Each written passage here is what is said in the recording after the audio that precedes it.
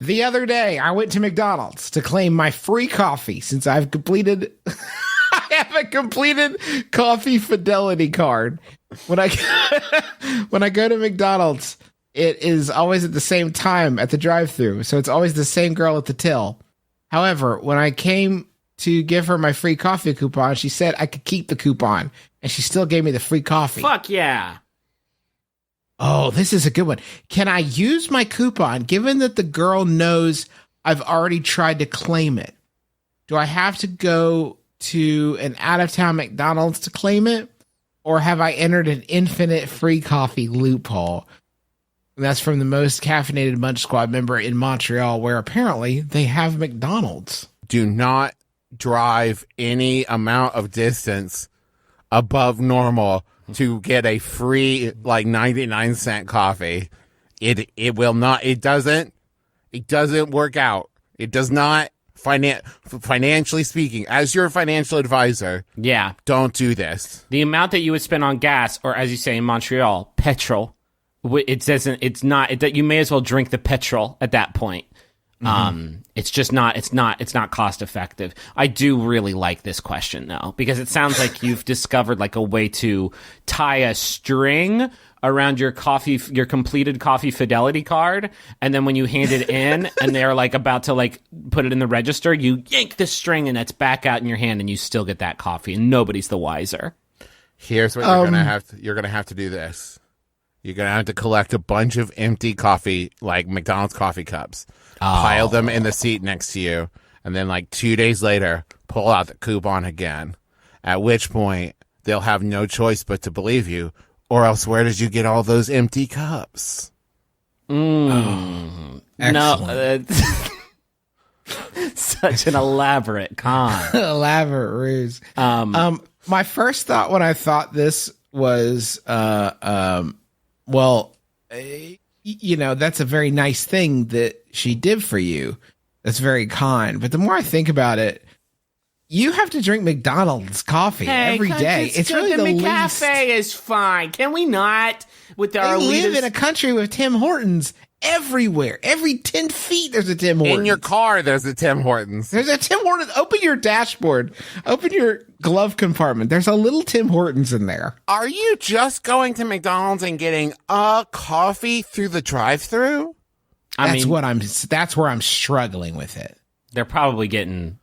Something else also, right? They're probably getting a McGriddle or Griffin. Thank you, because my point here is if you get a food item, the coffee's just a value add. The coffee's how they get you in the door, and then you're buying a hash brown and a McGriddle and a Cheesem, and that's where they're making their money, right? Like the money's to be made is on the food items. The coffee, that's a value add. That just gets you in the door.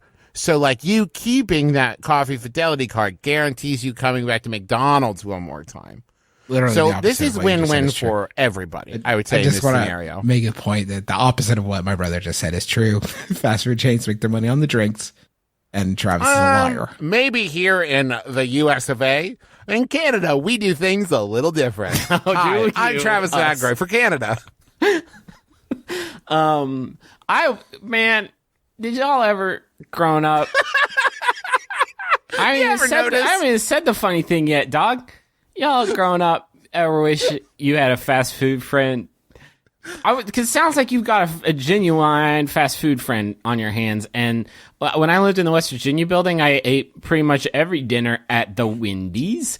And I just thought it would be so sick if I could just drive up and my Wendy's friend was there. And it was just like, don't worry about it, man.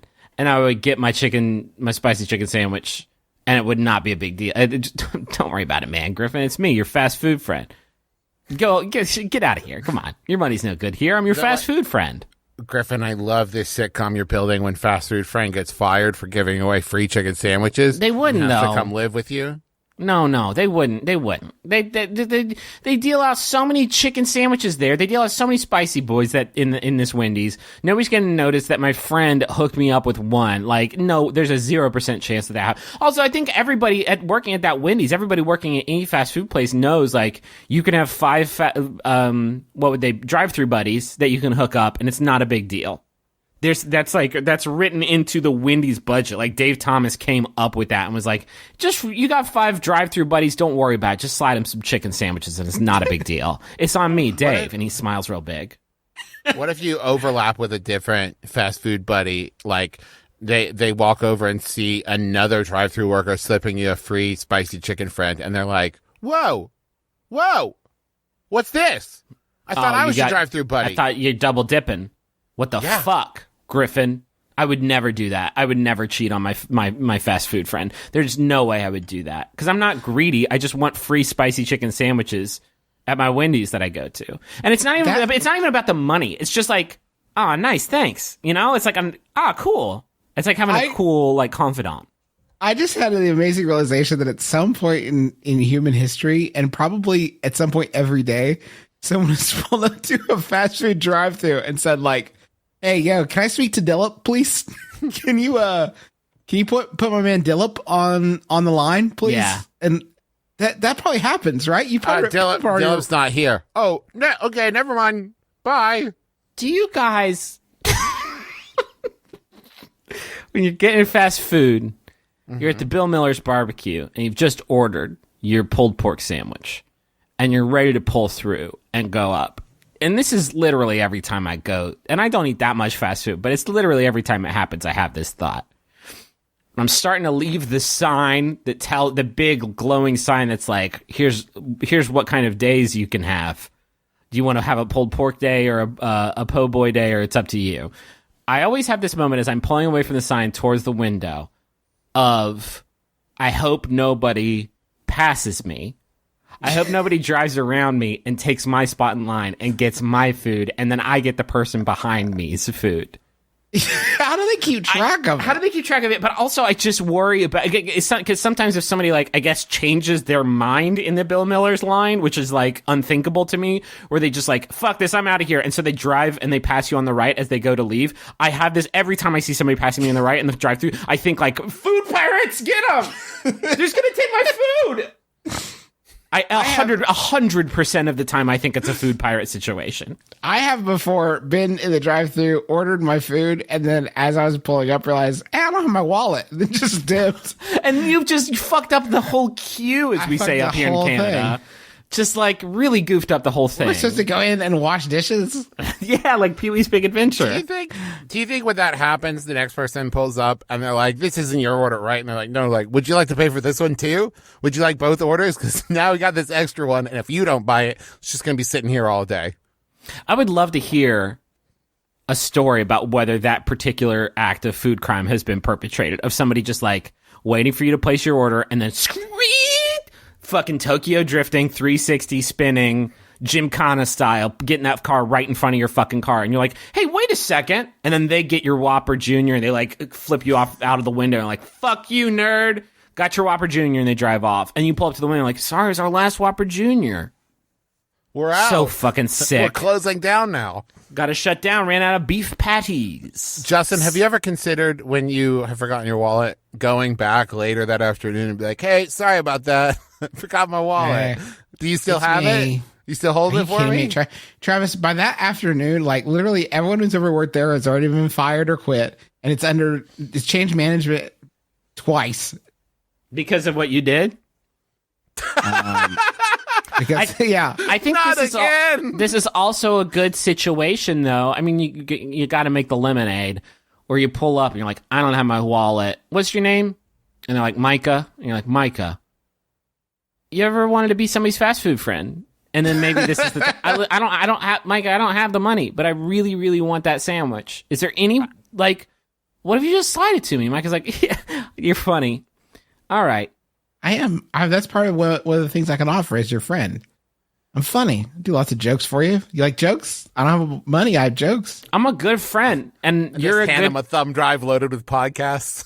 Yeah. Here's my art. Let me have some of your art. It's an exchange. It's an exchange of ideas. What would happen? Like, what would happen? Because if I go to them and say, like, listen, I don't have money, but that food is mine. That's whoa, shit! You made it for me.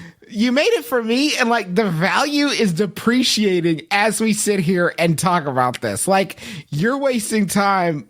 Time lost is edibility lost, and you need to give it to me. It's my food, and I can't pay for it, but you're not going to do anything with it. It's mine, and I promise customer loyalty. That's what I can offer you. I'll be back. I'll be back. You know, look at my face. I'm not lying to you. I'll be back here.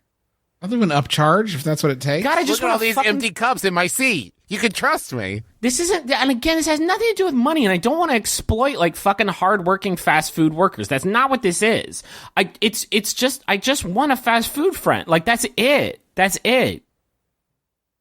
I just want to be buddies with fucking Saracen at the Alamo Freeze and just like get some free Frosties from time to time. That's Griffin, it. That's it. You are right now, as we speak, getting hundreds of tweets about like come to the Dairy Queen in Milwaukee. I'll give you all the Tendos you want. I might do it.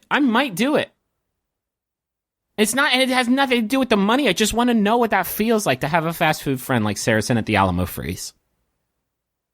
That doesn't happen to me here in Huntington. I made a television program here. I don't get free anything. It's ludicrous. Nobody gives a shit about me. Nobody in the food industry. I wish I had one place. That's one it. Special place. Just one friend, one place I can go where I know I have friends there. Let me hit you guys with this. Fast food scampi. You drive through and you get a little cup of it. A cup of Scamp. I'm gonna pitch a name: Scamper and Scampy. You get it and go. That's the tagline. I retract my idea. Little scamps. Little scamps. Little scamps. The Scampy Depot, and you just pull in. Scam people. Scampable planet.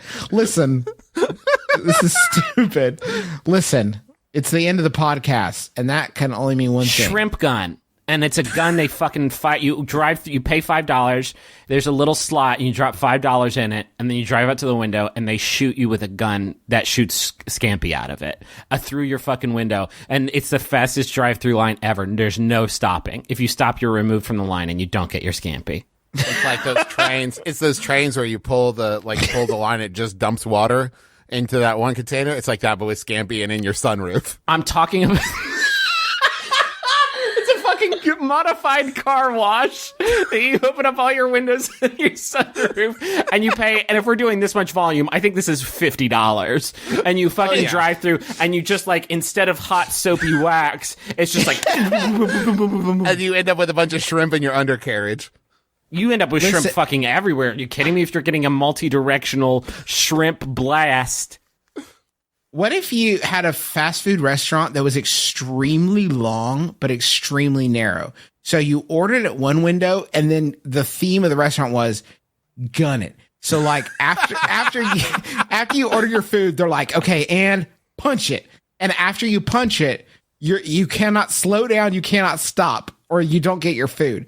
You just have to like blaze past the pickup window with your arm outstretched as fast as humanly possible. Like that is it's drag racing plus fast food. Fastest food. Fucking great. That would be so good. Fast and furious and full. So good. Listen, that's the end of the podcast. We want to thank everybody for listening.